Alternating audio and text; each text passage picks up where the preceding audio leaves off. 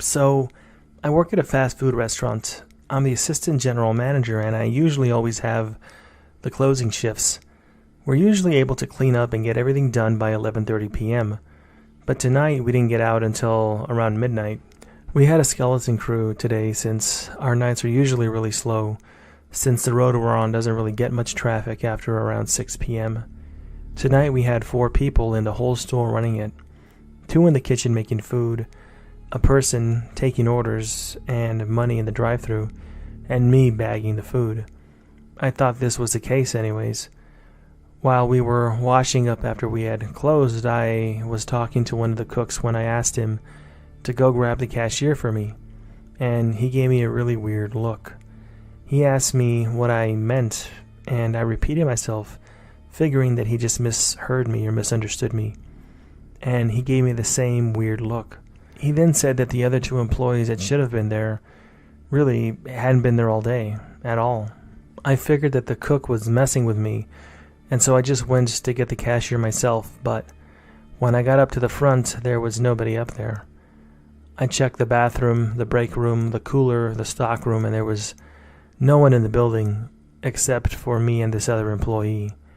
The other cook had left at 10. At this point, my heart rate was picking up, and I got worried that maybe something had happened to him and the other employee. The restaurant isn't in the best area, so they could have gone out to the back for some kind of a break, and somebody could have been waiting there for them, or God knows what else could have happened to them. So at this point, I go to check the cameras to see where these other 2 employees went. I went back about 15 minutes on the cameras, but there was no sign of any of them. I went back 30 minutes and still no sign. An hour, hour and a half, and more, 2 hours, nothing. When I got back far enough to where the restaurant was still open and we were serving customers, I had been in the position running the front that I thought the cashier was in.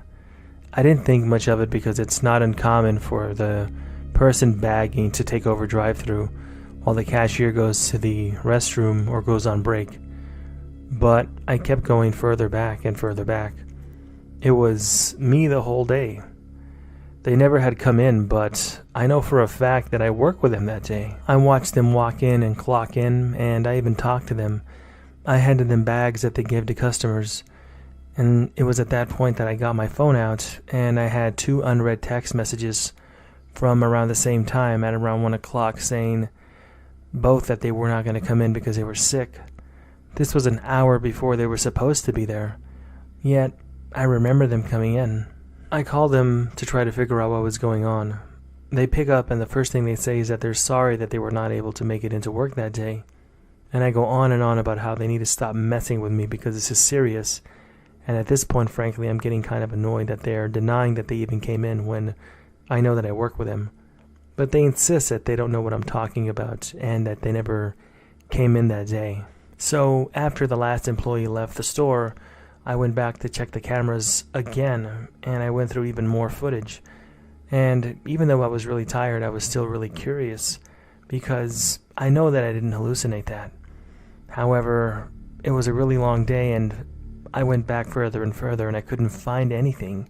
And I never saw those 2 other employees ever at any time in the footage actually clock in and work, even though I remember them doing so. How is this even possible?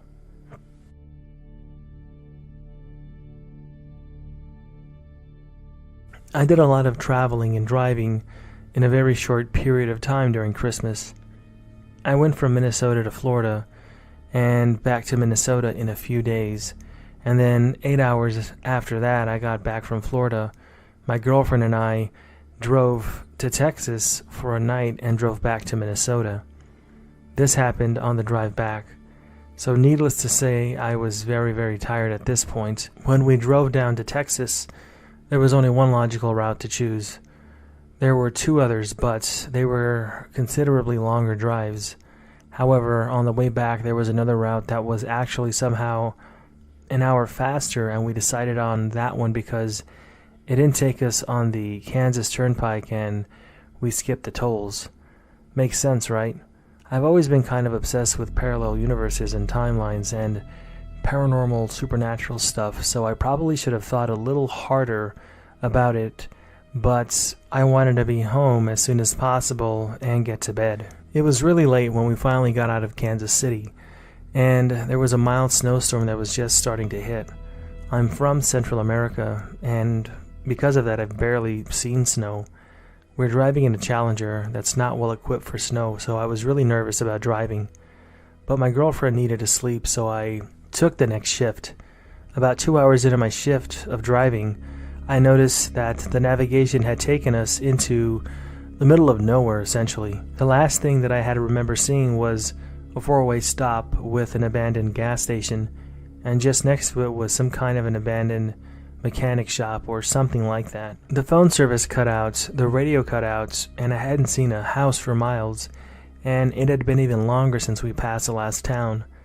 The road was barely wide enough for our car, and the temperature dropped significantly as we drove. The farther that I went, the lighter the snow got, and eventually the snow just turned into really heavy fog. Like, we couldn't see more than a few feet in front of me because of this. The road was unusually curvy, and the landscape never changed much other than just being constant forest everywhere. It started to really freak me out when, an hour and a half later, there was still nothing anywhere. The same landscape, the same fog, same narrow road, not a single car in the whole time span. My service and radio were still out, and I felt like I was on some kind of a treadmill, like I was moving but not going anywhere. When it hit 2 hours, I woke up my girlfriend and told her about it. I was starting to get nervous because we were getting close to running out of gas, and I couldn't use my phone to check if we were going to see civilization anytime soon. After another hour, we were both really freaked out. The car was almost empty on gas, and we had no way to contact anyone, and we both really needed to go to the bathroom, but there was no way in hell that we were going to get out of the car and go to the restroom outside in the twilight zone of hell that we found ourselves in. Once the Challenger hit a certain amount of gas, it just says low, and it doesn't tell you how many miles you have left, but I was positive that we were basically running on fumes at this point. And then I saw this creepy gas station and four-way stop again, just like I had seen earlier. Our cell phone service, however, had come back on, and then the radio suddenly started playing again, and the gas tank was back to 3/4 full, when the last time I checked we were almost out of gas. But it was 3 hours later. I refused to go straight again and went right instead, and about a half hour later or so we came across the town, and the trip went smoothly for the rest of the way. I have no idea what happened that night, but it freaked me the heck out, and I think I'm going to be flying from now on for a long time. I'm still a believer that I kind of crossed into some kind of an alternate dimension, and it had something to do with that four-way stop in that gas station.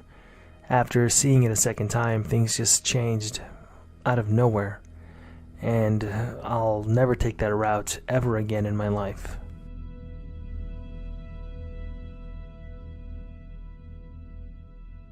I live on the 8th floor of a building and was exercising every day when this happened. I went down the stairs as usual to warm up and skipped rope when I was there. I'm a beginner and was never really an athlete or a sports guy, so every 50 jumps I have to stop to do another series of 50 to give myself a rest. I do around 6 of those, and then I just go back upstairs for exercise. As I said earlier, I'm no athlete, so I go back up the 8 floors of stairs, and it's really hard on my skinny legs. So when I reach the 8th floor, they're pretty much burning, and it always takes me some time to get there. The building has 10 floors, but the last 2 floors of that building were built later, so the 9th and 10th floors have different stairs than the rest of the building. So one of those days after going down the stairs, jumping, I was going back up the stairs, and I always pay attention to the floors because my legs are aching and I just want to reach the floor that I need to go to. And after 2 flights of stairs, one before the first floor, I stopped to drink some water, walk 1, 2, 3, and reach where the second floor would be when I turned to the right to keep going up the stairs, and lo and behold, the stairs changed. And I'm thinking, what? No way. I'm not even tired. So I look out the window of the stairs just to be sure, and I'm not hallucinating or anything. And sure enough, I'm on the 8th floor. I was actually really psyched because I've been reading this sub for years, and there's been nothing worth mentioning that I was ever able to put up on this forum. Anyways, that was it. There's no other thing that I can explain as to why I ended up at the bottom of the building and then all of a sudden on the 8th floor. Even though it was kind of scary at first, I was kind of psyched after I thought about what happened, because after reading this up for many years, nothing noteworthy ever happened to me until this, and now I have my own story. But it is a bit freaky, and it's really hard to explain. People who read these things just think you're crazy. However, when it happens to you, you'll see that it isn't some kind of a hallucination.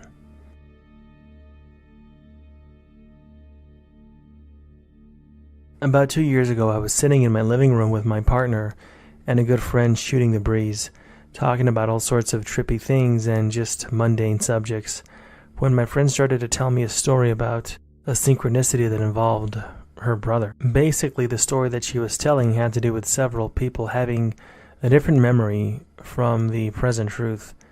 At the same time, we both yelled out, "It's like the Mandela effect." And at that moment, we both got a funny look on our face and grabbed our noses. Then they started tingling. We both started yelling, "Oh my God, what is going on here?" Then the room started to tilt from my point of view as if I was watching through a screen that had just got knocked over. My partner, a major skeptic of anything that can't be explained, sat there and watched the whole thing go down in shock. My friend, whose nose tingled, said, "Did the room just tilt?" Just like that, it went away, and everything returned back to normal. As normal as things can get after something like that happens, I guess. I saw one post here before that said they experienced nose tingles and what felt like their pineal glands activating when looking at a checkered tile. Now that I've relived this today, I will most definitely have nightmares for a long time. When I was 17, I had my first job at a burrito place, sort of like Chipotle. The summer was painful because everybody joked about how I was the youngest one until this girl, we'll call her M, started working there. She was 15 and it was a relief to me. She lived near me and was too young to get her license, so I would drive her home on days when we had shifts together. I was only there for the summer visiting my dad, so they threw me a goodbye party and we all followed each other on Instagram to keep in touch. It's 5 years later and I still follow everybody, but one thing that has always puzzled me is that about a year after I moved, she was posting tons of pictures of her turning 21. I thought that it was a joke and ignored it. But this month she turned 25. In December she graduated from college. She's a teacher now and is pregnant and married. I'm positive it's the 15-year-old that I work with, and not somebody who just looks exactly like her with the exact same name that's a little bit older. We've had chats about how we were pregnant at the same time, but my daughter was born first. If she aged with reality, she'd be 19 now. She's 25, and I've never had the nerve to ask what in the hell happened and why she's suddenly older now than she was.